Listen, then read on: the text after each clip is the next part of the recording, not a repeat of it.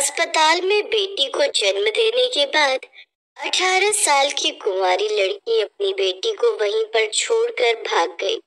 Nurse Sushma ने आकर देखा कि नवजात बच्ची जमीन पर सोए हुए रो रही थी। बेचारी बच्ची को छोड़कर इसकी माँ भाग गई। क्या हो गया है इस दुनिया को। ठंड का मौसम था। सुषमा ने उस बच्ची को गोद में उठा लिया। जमीन पर उसे ठंड लग रही थी। सुषमा की गोद में गर्माहट मिलने के बाद वो चुप हो गई। सुषमा को मातृत्व का एहसास हुआ। सुषमा अभी तक मां नहीं बनी थी। उसकी शादी को कई साल हो चुके थे, इसीलिए उसने इस बच्ची को गोद लेने के बारे में सोचा। उसका पति सुरेश भी मान गया और दोनों ने कागजी औपचारिकता पूरी की और फिर सुषमा उस बच्ची को लेकर घर चली गई। अरे मेरी बच्ची, मेरी अच्छी बच्ची, दूध पी ले बेटी। सुषमा, भगवान ने हमें दूसरा मौका दिया है। हम अच्छे माँ बाप बनेंगे। हाँ जी, हम इसे अच्छे से पालेंगे। लेकिन इसका नाम क्या होगा? मेरे जहन में एक नाम है, ईशा। वाह ईशा, बड़ा अच्छा नाम है ना ईशा बेटी, मेरी अच्छी बेटी। ईशा को पाकर वो दोनों बहुत खुश थे। उनकी लाइफ कंप्लीट हो गई थी, लेकिन सुरेश का बड़ा भाई रमेश और उसकी पत्नी कुसुम दोनों खुश नहीं थे। अपना खून होता है। कहाँ?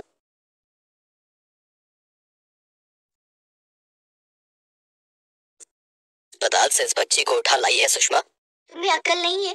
किसी को भी बेटी बना लोगी क्या? असल में उन दोनों को डर था, क्योंकि रमेश और कुसुम की एक 5 साल की बेटी थी रानी। सुरेश और सुषमा के मरने के बाद जमीन जायदाद रानी के नाम पर ही हो जाती, लेकिन अब सुरेश और सुषमा के पास ईशा आ गई है। अब प्रॉपर्टी 2 हिस्से में बंट जाएगी। इसी बात से रमेश और कुसुम परेशान थे और उन दोनों को देख देख कर रानी भी इसी उम्र में बड़ी चंट बन गई थी। मैं नहीं दूंगी किसी को प्रॉपर्टी, मुझे नहीं देनी। वो ईशा मेरी बहन नहीं है। कहते हैं कि बच्चे माँ बाप के ही साए होते हैं, वो माँ बाप से ही सीखते हैं। इसीलिए रानी भी अपने माँ बाप की तरह घमंडी और स्वार्थी बन गई। ऐसे 6 साल बीत गए और अब ईशा 6 साल की हो गई और रानी 11 साल की। ऐसे ही एक रोज सुषमा और ईशा कहीं जाने वाले थे।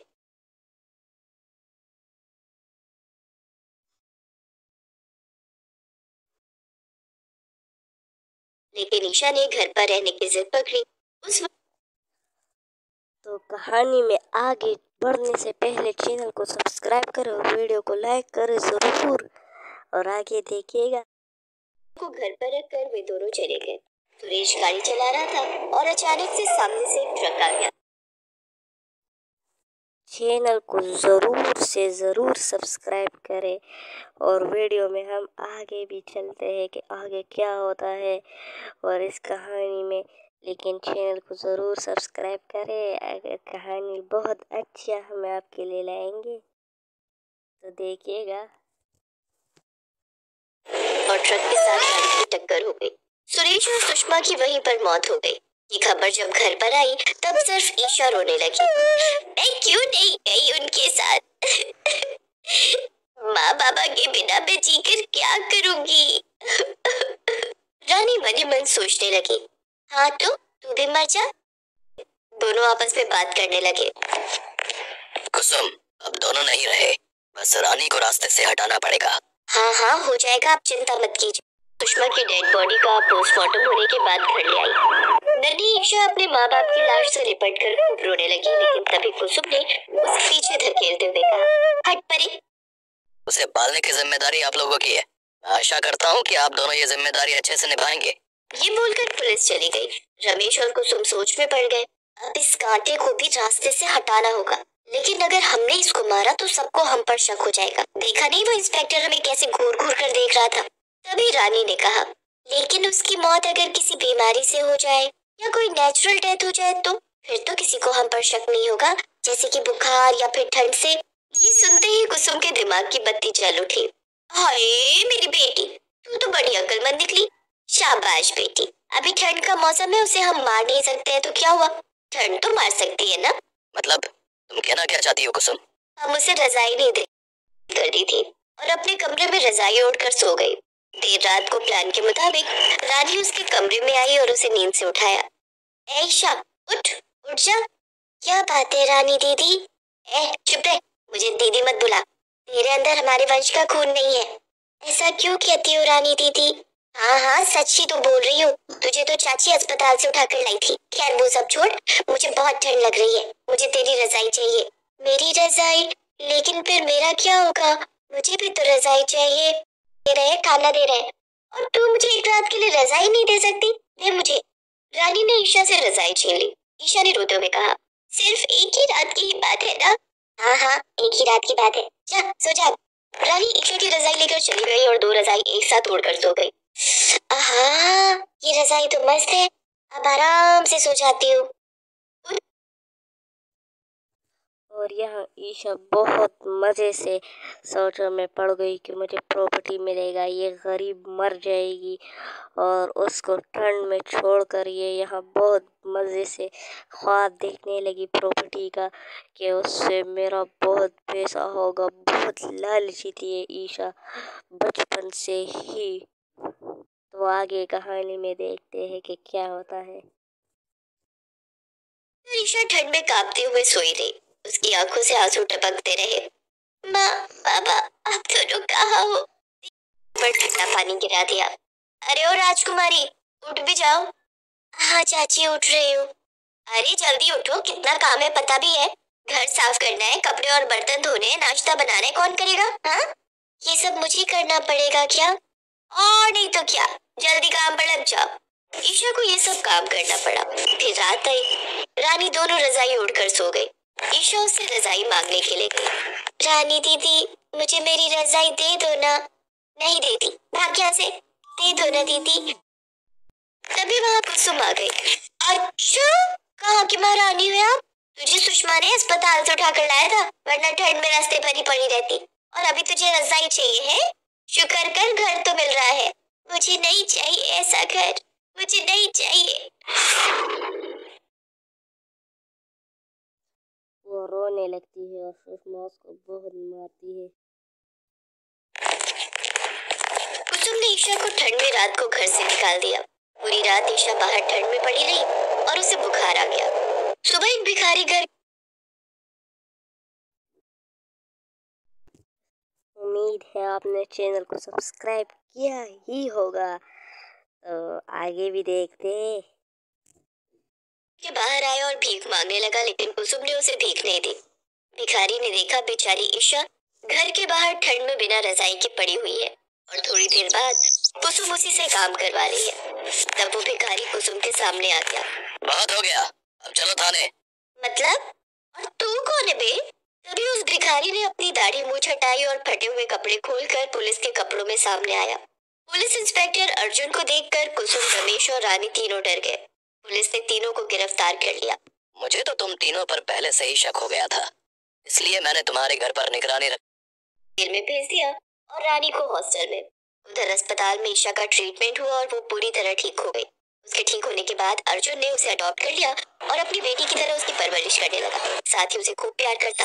ईशा भी अब उसके साथ खुशी खुशी रहने लगी।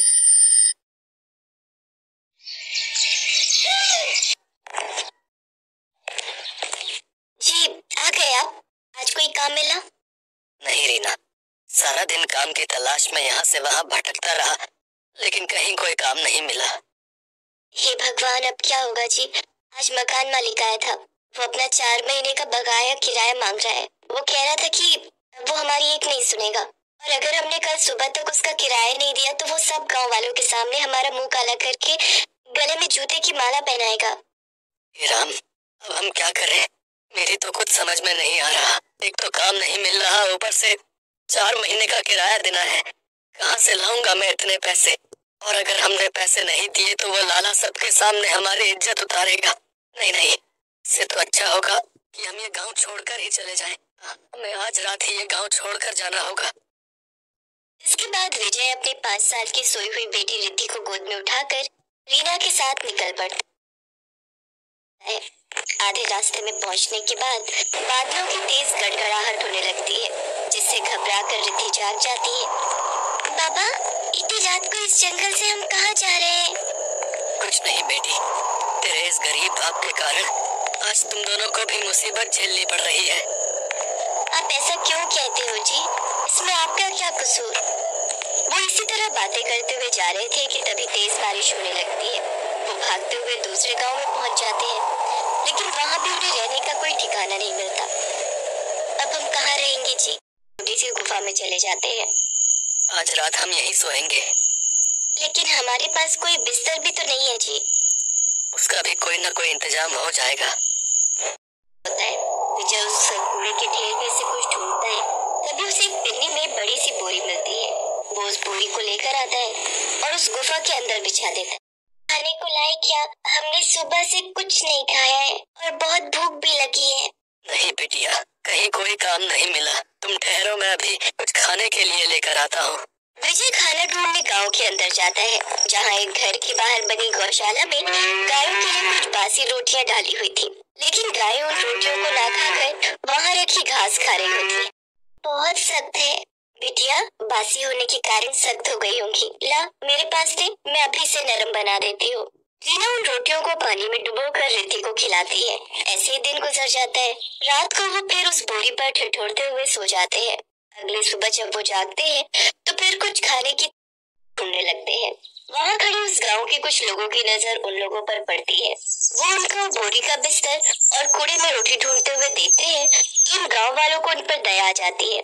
वो सब इकट्ठे होकर उनके पास जाते हैं। उन सबको देख विजय उनसे कहता है, माफी मांगते हैं, हम अचानक से बिना बताए इस गांव में आ गए हैं। दरअसल हमारे ऊपर इतनी दिक्कतें वाले उनको अपने घर लेकर जाते हैं। फिर सब मिलकर उनके रहने के लिए एक झोपड़ी बनाते हैं। साथ ही कुछ लोग उन्हें कंबल, बिस्तर तो कुछ खाने पीने और ओढ़ने पहनने को कपड़े देते हैं।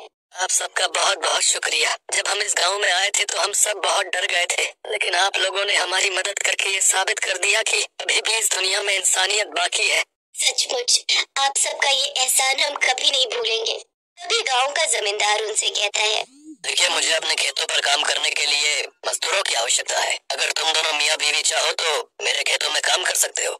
ये सुनकर दोनों पति पत्नी बहुत खुश हो जाते हैं। अब वो दोनों जमींदार के खेतों में काम करके अपनी रोजी रोटी चलाने लगते हैं और खुशी खुशी रहने लगते हैं। हमारे चैनल को ज़रूर सब्सक्राइब करें।